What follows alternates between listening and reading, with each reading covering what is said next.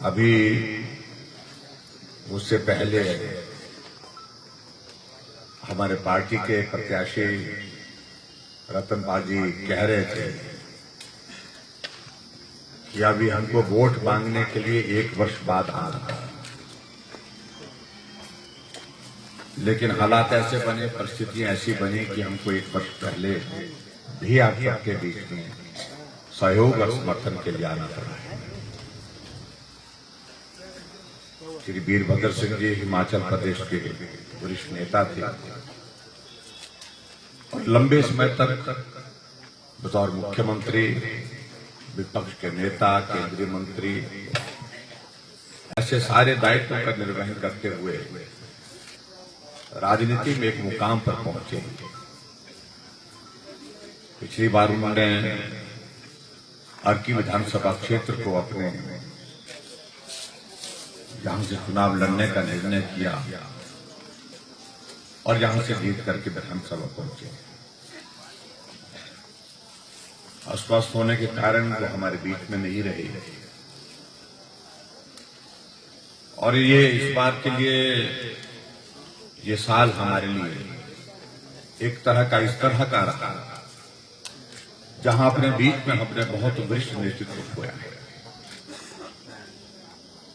हमारी पार्टी के सांसद मंडी के श्री राम स्वरूप जी थे, वो नहीं रहे। लोकसभा मंडी का भी चुनाव हो रहा है। हमारी पार्टी के वरिष्ठ नेता नरेंद्र बरागटा जी थे, जो जुब्बल कोटखाई से विधायक थे, वो नहीं रहे। वहां भी उपचुनाव हो रहा है। और कांग्रेस पार्टी के फतेहपुर से लंबे समय से उस क्षेत्र का नेतृत्व करते हुए सुजान सिंह ठानिया, वो भी रहे। और मैं इस बात को कह सकता हूं, शायद हिमाचल के इतिहास में ये पहली बार है जब एक साथ इतने उपचुनाव हो रहे हैं, जिसमें एक लोकसभा का चुनाव और 3 विधानसभा का चुनाव। अगर सभी हलकों को अगर हम मिलाएं तो कुल मिलाकर के हिमाचल प्रदेश में इस वक्त 20 विधानसभा क्षेत्र में वोट पड़ेंगे। 68 में से 20 विधानसभा। और शायद मैं इस बात को पहले भी कहता रहा, जब से हिमाचल प्रदेश में भारतीय जनता पार्टी की सरकार बनी है, ये परीक्षा का दौर लगातार हमारा चलता रहा। सरकार बनी, लोकसभा का चुनाव आया, वो हमने जीता, चारों सांसद जीते और ये इतिहास का एक हिस्सा बना कि हिमाचल प्रदेश की 68 सीटों पर 2019 के चुनाव में लोकसभा के हमने जीत हासिल की, जो ना कांग्रेस कर सकती थी और ना ही भाजपा कर सकती थी।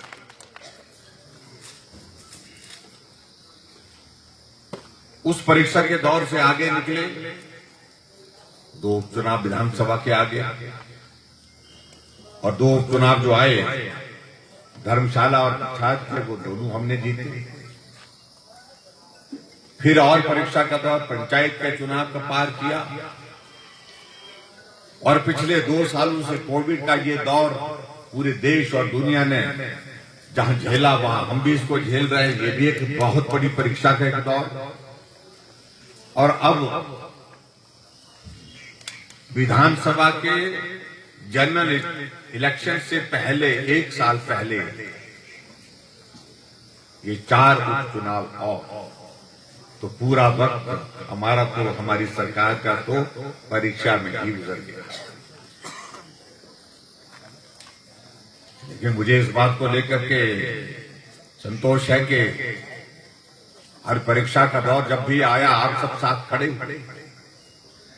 हिमाचल प्रदेश की जनता ने सहयोग दिया, समर्थन दिया, हमें आगे बढ़ने के लिए हौसला दिया।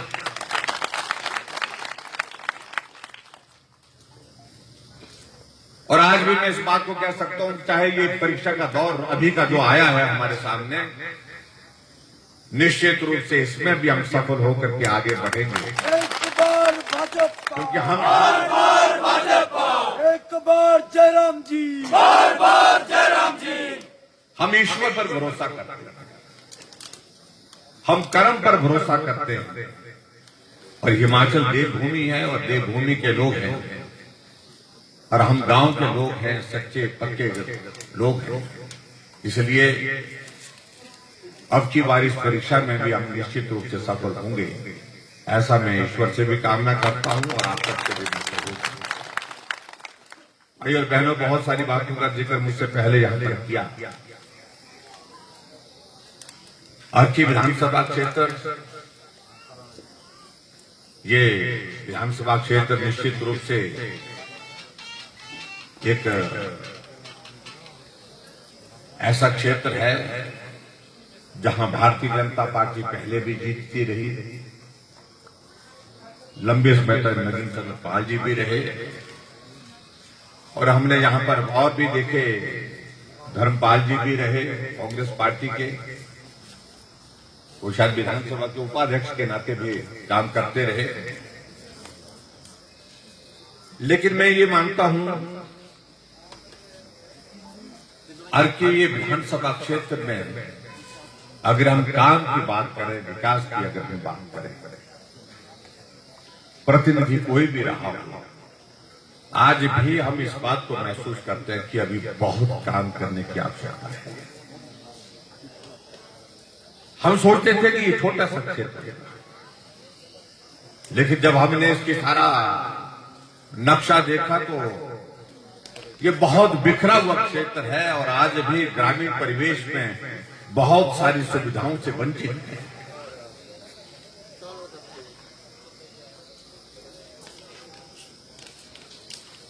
पूर्व में वीरभद्र सिंह जी रहे, मैं उनके लिए श्रद्धांजलि देता हूं, और यहां का विधायक बनने के बाद उनको इस क्षेत्र में शायद आने का कम ही अवसर प्राप्त हो पाया। एक चुने हुए प्रतिनिधि के नाते जहां आप सबके बीच में जिस प्रकार से आप लोगों की उम्मीद थी, उस उम्मीद के मुताबिक उनका आना संभव नहीं हो पाया, शायद इस वजह से कि उनका स्वास्थ्य भी ठीक नहीं चल रहा था। लेकिन मुझे इस बात को लेकर के प्रसन्नता है कि हमारे रतनपाल जी थोड़े ही वोटों से चुनाव हारे भले, क्योंकि बड़ा अच्छा मुकाबला यहां पर हुआ, और शायद वीरभद्र सिंह के जीवन में सबसे कम वोटों के अंतर से जीतने का अवसर यही था, अन्यथा वो कई हजारों वोटों से जीतते। लेकिन रतनपाल जी चुनाव नहीं जीते, लेकिन फिर भी उसके बावजूद इन्होंने कहा कि दूसरे दिन के बाद में लोगों के बीच में जाकर के लोग,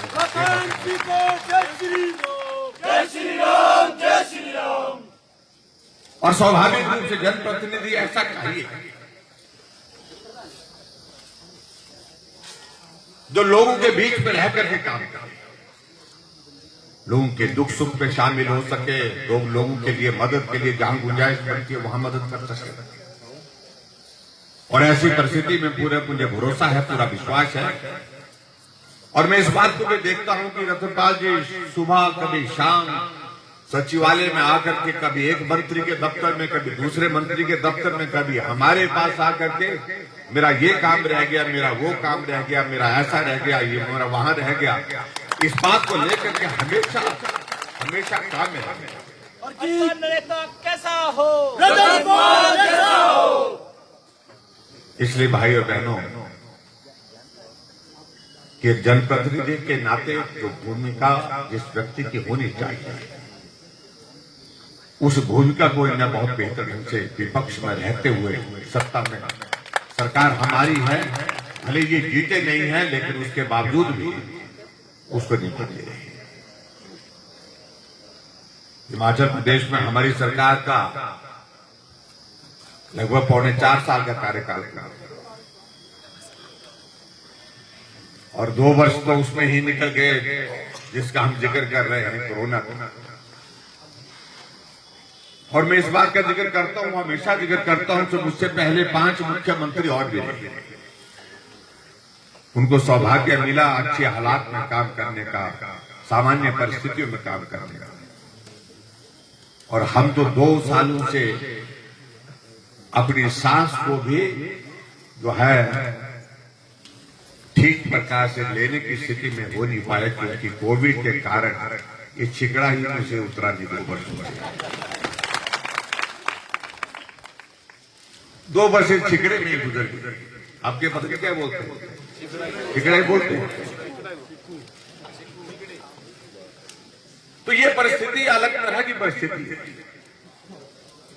आपकी विधानसभा क्षेत्र में, आपके बीच में मैं एक बार में कार्यक्रम में आया था, सरकारी कार्यक्रम था, समारोह था। मैं 25 जनवरी का 25 जनवरी का कार्यक्रम मैंने आपके विधानसभा क्षेत्र में स्टेट हुड का। और आज मुझे इस बात की खुशी है कि हमारे स्टेट हुड के पूर्ण राजत्व के 50 वर्ष पूरे हुए। लेकिन अगर 50 वर्ष के इतिहास में अगर हम सफर को देखें, बहुत लंबे समय तक एक पार्टी का शासन रहा। हिमाचल निश्चित रूप से आगे बढ़ा है, उसको दोहराए। लेकिन जिस पार्टी ने इतने लंबे समय तक सत्ता हासिल की, जहां पहुंचना चाहिए था, जहां हम पहुंच सकते थे, वहां हम नहीं पहुंच पाए। क्योंकि काम करने की रुचि, सत्ता चाहिए, कुर्सी चाहिए, आराम चाहिए, आनंद चाहिए, इस भाव के साथ कांग्रेस के नेताओं ने हिमाचल प्रदेश में इस देवभूमि में जो है सिर्फ सत्ता के लोभ में, लालच में काम करने की कोशिश की। लेकिन जहां तक हमारे सरकार के अभी 4 साल का कार्यकाल जो पूरा होने जा रहा है, हमने हिमाचल प्रदेश में अगर लोगों के बीच में हम जाने में, हमारे लिए वो संभव नहीं होता, क्योंकि कोविड के कारण जाना मुश्किल था, आना मुश्किल था, मिलना मुश्किल था। हमेशा यही कहा जाता था कि घर में रहिए, फासला बना करके रहिए। जिंदगी में कभी से आदमी सोचा भी नहीं होगा, कल्पना नहीं की आदमी ने कि जिंदगी में ऐसा भी दौर आएगा जब लोगों को कहा जाएगा कि घर से बाहर मत। कभी कल्पना दी थी आदमी ने कि अगर हम बाहर जाएंगे तो लोगों को बोलेंगे कि एक दूसरे को छूना मत, नमस्ते भी दूर से करने लगे। कहां गले मिलने की आदत थी, हाथ मिलाने की आदत थी, नाटी डालने की आदत थी, सब कुछ छूट गया। और ऐसी परिस्थिति में उस परीक्षा के दौर में मैं कह सकता हूं, हमने हिमाचल प्रदेश में प्रयत्न किया कि हम हर आदमी के जीवन की रक्षा कर सकें। जब ये हुआ कि भाई ये संक्रमण जब लोग इकट्ठा होंगे तो फैल सकता है, तब हम नेताओं के लिए ये सलाह आई कि आप लोग नहीं जाएंगे, आप जाएंगे तो भीड़ हो जाएगी, भीड़ हो जाएगी तो लोग एक दूसरे को छुएंगे, एक दूसरे को छुएंगे तो लोग संक्रमित हो सकते हैं। हमने कहा कि हम नहीं जाएंगे। हम वर्चुअली पूरे हिमाचल प्रदेश के साथ जो है वो टेक्नोलॉजी के माध्यम से जुड़ करके काम करने की कोशिश करते रहे। और मुझे इस बात की प्रसन्नता है, चाहे इस अर्की विधानसभा क्षेत्र, चाहे मैं खुद आकर के भी मैंने यहाँ पे उद्घाटन और शिलान्यास के कार्यक्रम किए, चाहे वर्चुअली, और मुझे इस बात को लेकर के प्रसन्नता है कि लगभग 300 करोड़ रुपए के उद्घाटन और शिलान्यास अभी तक हमारे 3.5 वर्ष के कार्यकाल में विधानसभा क्षेत्र में विकास को गति देने के लिए की। जय श्री राम, जय श्री राम। अगर ये परिस्थिति नहीं रही होती, अगर ये कोविड का दौर नहीं आया होता, तो शायद परिस्थिति और तरह की होती। इसलिए आप सबके बीच में जिस तरह से हम आ सकते थे, मिल सकते थे, बात कर सकते थे, आपकी समस्याओं का समाधान कर सकते थे, उसमें बहुत बड़ी कठिनाई इस कोविड के कारण। आज जब चुनाव का दौर आ रहा है, हमारे विपक्ष के लोग जो है वो एक ही बात को लेकर के लोगों के बीच में बात कहने की कोशिश कर रहे हैं। एक तो यही कि सहानुभूति के नाते वोट दे दीजिए। भाई और बहनों में जरूर कहता हूं कि सहानुभूति होनी चाहिए। सहानुभूति की दृष्टि से मुझे भी सहानुभूति है, हम भी उनका आदर करते हैं, सम्मान करते हैं। लेकिन सारा अगर हम चुनाव का अभियान इसी पर हम छोड़ देंगे तो वो भी मुझे लगता है अच्छा नहीं। आज अर्की विधानसभा क्षेत्र के लिए विकास की आवश्यकता है। साथी यहां से चाहिए जो सरकार के साथ चलने वाला साथी हो। आज दिल्ली में भाजपा की सरकार है, प्रदेश में भाजपा की सरकार है। दिल्ली में आदरणीय मोदी जी के नेतृत्व में हमारी सरकार पिछले 7.5 वर्ष से चल रही है। आज हिमाचल प्रदेश में हमारी सरकार के 4 वर्ष 27 दिसंबर को पूरे हो रहे हैं। 1 वर्ष से ज्यादा का वक्त हमारे पास अभी काम करने के लिए। अगर पिछले कुछ वर्षों में जो अर्की विधानसभा क्षेत्र में काम को ज्यादा गति हम नहीं दे पाए हैं, तो मैं समझता हूं कि ये 1 वर्ष हमें दीजिए, हम अर्की विधानसभा क्षेत्र से काया कर सकते हैं। जय श्री राम, जय श्री राम। कुछ हमारे मित्र यहां पर आकर के कह रहे हैं, क्योंकि पीछे जब आया था मैं, जब हमने घोषणा की थी, जब कार्यक्रम हुआ था अर्की में, अभी हम मान करके चल रहे थे क्योंकि चुनाव आयोग ने एक तरफ से कह दिया था कि सिर्फ 2 चुनाव होंगे, एक वेस्ट बंगाल का, एक उड़ीसा का। जब हमने उस चिट्ठी को पढ़ा तो यही कहा गया था उसमें हमको लग रहा था कि शायद ये चुनाव जो है ये फेस्टिवल सीजन के बाद, फेस्टिवल सीजन का मतलब यही था कि ये जो हमारी दिवाली और दशहरे के बाद हुआ। लेकिन मैं आपके बीच में ये जरूर कहना चाहता हूं, जो कुछ लोग प्रचार कर रहे हैं कि घोषणा हुई लेकिन काम नहीं हुआ। मैं गांव का रहने वाला और वो जो कहता हूं वो करके दिखा। वो हमने कहा, अगर हमने यहां पर दाड़ला में आपके लिए कहा है कि यहां हमारा ब्लॉक डेवलपमेंट ऑफिस होगा, बीडीओ का ऑफिस होगा, आपको मैं आश्वस्त करना चाहता हूं, क्योंकि आज चुनाव का ये दौर चल रहा है, इसलिए मैं उसके बारे में ज्यादा नहीं कहना चाहता हूं। लेकिन मैंने जो बात कही है, चुनाव की आचार संहिता समाप्त होने के बाद यहाँ जो है बीडीओ का ऑफिस खोलने के लिए हमने खुद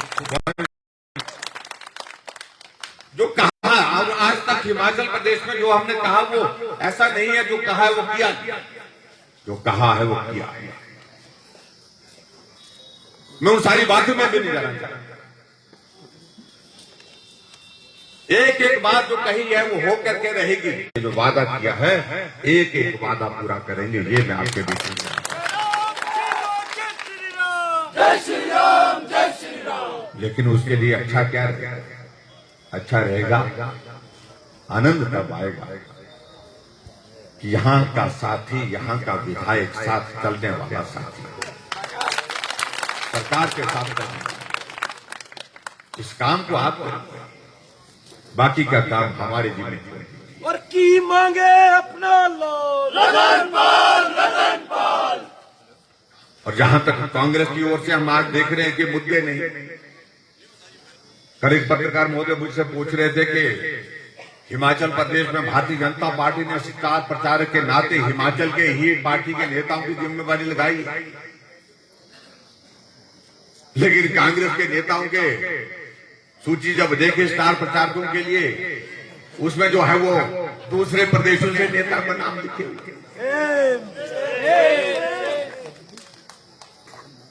एक कन्हैया के लेकर कल मंडी में आया, जिस पर मामला देशद्रोह का दर्ज हुआ, जिसने भारत के सैनिकों के ऊपर आरोप लगाया कि कश्मीर में ये वहां पर बलात्कार कर, वो कन्हैया जो कम्युनिस्ट हुआ करता था, लेकिन कम्युनिस्ट पार्टी का पूरे देश में कोई भविष्य नहीं है, इसलिए कांग्रेस पार्टी में आया। लेकिन कांग्रेस पार्टी का भविष्य तो उससे भी ज्यादा खराब हो गया, पूरे देश में नाम नहीं रहा। यही सोच के सिद्धू गया था, और सिद्धू जाकर के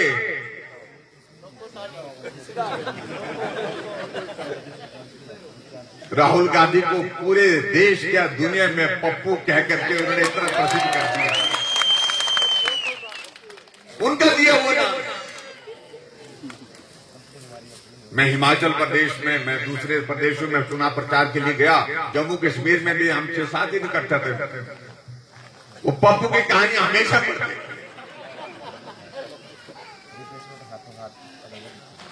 मैं सोनी के बारे में कुछ कहना नहीं चाहता, सोनी के बारे में क्या कहते हैं, आज उसी पार्टी में चले गए, और उस पार्टी ने उनको कांग्रेस पार्टी का पंजाब का प्रधान बना दिया, और साथ में अमरिंदर सिंह जो मुख्यमंत्री कांग्रेस पार्टी के जो सीनियर मोस्ट लीडर थे, उनको मुख्यमंत्री के पद से हटा दिया। और सिर्फ 2 दिन के बाद दूसरा मुख्यमंत्री ने शपथ ली, शपथ लेने के बाद 3 मंत्रियों ने त्यागपत्र दे दिया। 3 मंत्रियों ने त्यागपत्र देने के बाद सिद्धू भी चलते हुए उन्होंने भी त्यागपत्र दे दिया। जिस पार्टी का पूरे देश में कुछ बचा ही नहीं, उसको बचाने के लिए बांसुरी। मैं उनके बारे में ज्यादा कहना नहीं चाहूंगा। जो भारत मां के टुकड़े 1000 होंगे ऐसे नारे लगा रहे हैं, ऐसे लोगों के हाथ में पार्टी देने की बात नहीं, वो स्टार प्रचारक कर रहे। जो कन्हैयालाल अपना बांस का घर दिखाता था, आज हेलीकॉप्टर में उड़ रहा। इस बारे में मैं ज्यादा कहना नहीं चाह रहा हूं, लेकिन मैं ये कह रहा हूं कि क्या दुर्दशा हो गई कांग्रेस पार्टी की, आप कल्पना कर सकते हैं। और यही दुर्दशा हिमाचल प्रदेश में हो गई। आज मालूम नहीं है नेता कौन है। एक को लगता है कुछ लोग मंडी गए, वहां पर लोकसभा का सांसद के लिए जो उपचुनाव हो रहा है, नॉमिनेशन फाइल करने के लिए, और वहां पर आपस में लड़ते रहे, धक्का देते रहे, वोट लगती रही। और कांग्रेस के एक वरिष्ठ नेता ने जैसे शब्दों का वहां पर जो है वो जो विपक्ष के नेता हैं, क्योंकि वो पंजाब के बनने पर हैं, उनको गाली देने का बहुत मजा आता है। अपनी अपनी संस्कृति है, उनको इस बात को समझना चाहिए। पंजाब की संस्कृति से हिमाचल नहीं चल सकता है। ये देवभूमि है, यहाँ के लोग देव तुल्य हैं, संस्कारित हैं, सम्मान करते हैं, सम्मान से बात करते हैं, इज्जत से बात करते हैं। इसलिए गाली देने से आपका भला नहीं होने वाला। मैं उनको बड़ा स्पष्ट कहना चाहता हूं, जो मंडी में भी किया, मुख्यमंत्री के जिले में जाकर मुख्यमंत्री को गाली देने का ध्यान करते रहे। मंडी के लोगों ने कहा यह बर्दाश्त के काबिल नहीं है, उसका हिसाब वहां करेंगे जो करना होगा। लेकिन मैं आज अर्जी के सिलसिले में सिर्फ इतना आप सबसे निवेदन करना चाहिए, ये अर्जी चाहिए, ये सारी की सारी चाहिए। भले ही 1 साल के लिए दीजिए, 1 साल के बाद आप देखेंगे कई सालों के लिए अर्जी आपके साथ चलती रहेगी। और इसलिए चलती रहेगी क्योंकि यहाँ इस विधानसभा क्षेत्र में जो विकास की जरूरत है, उस जरूरत को हम पूरा करें।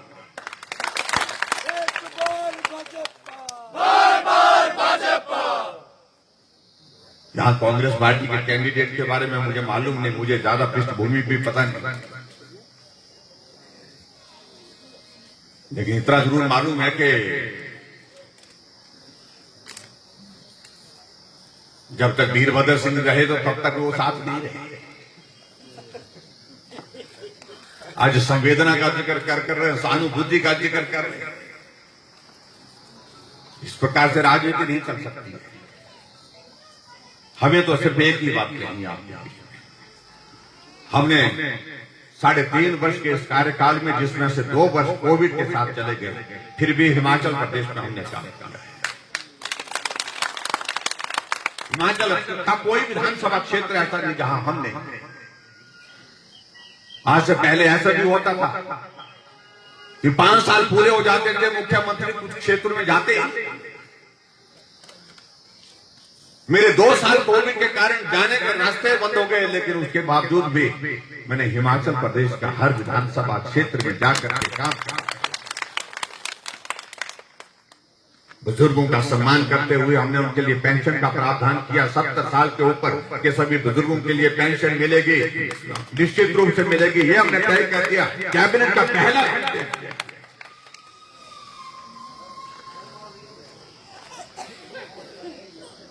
और दूसरा निर्णय हमने अब महिलाओं के लिए किया। महिलाओं के लिए कहा, हमने कहा कि माताओं बहनें हमारे लिए ज्यादा मेहनत करती है, हमसे भी ज्यादा मेहनत करती है, इसलिए उनको 65 वर्ष के ऊपर पेंशन का प्रावधान हमने एक साथ कर दिया। कोई आदमी, गरीब आदमी बीमार हो, उसका इलाज सरकार कर सके, मुफ्त में इलाज कर सके, उसके लिए हमने हिमकेयर की योजना शुरू की। 1,75,000 गरीब लोगों का इलाज करके, उनको स्वस्थ करके हमने उनको पहुंचा। हर घर में गैस का चूल्हा पहुंचाने के लिए हमने काम किया।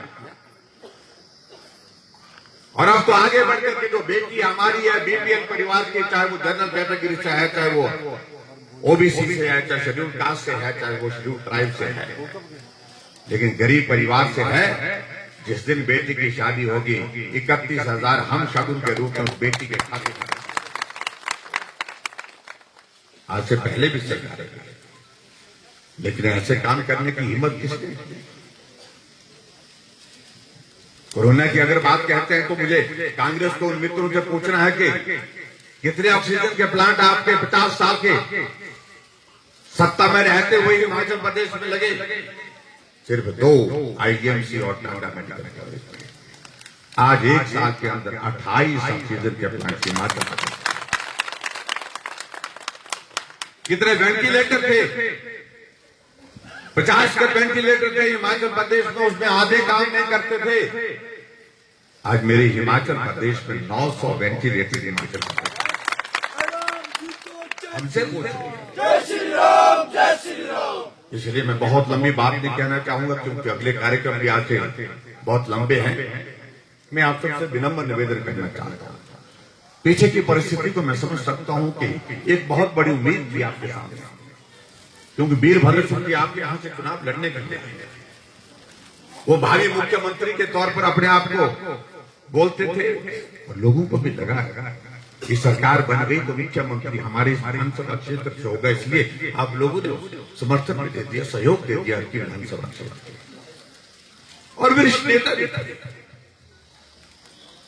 लेकिन फिर भी रतन पाल जी ने उनको ऐसी इतनी टक्कर दी, मात्र 6,000 वोट से वो जीत करके गए। और सामने वीरभद्र सिंह जी, और आज तो जो हमारे सामने कांग्रेस के कैंडिडेट हैं, उनके तुलना में उनका कंपैरिजन उनके साथ नहीं किया जा सकता है। अब तो रतन पाल को पहुंचना ही चाहिए विधानसभा। जीतेगा भाई, जीतेगा रतन पाल जीतेगा। आप सब लोग एक दृढ़ निश्चय के साथ आगे बढ़े।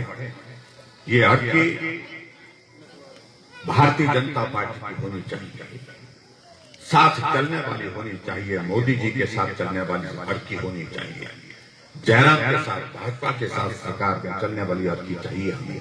और उसके बाद यहाँ के विकास की जिम्मेवारी हमारे ऊपर छोड़ दी।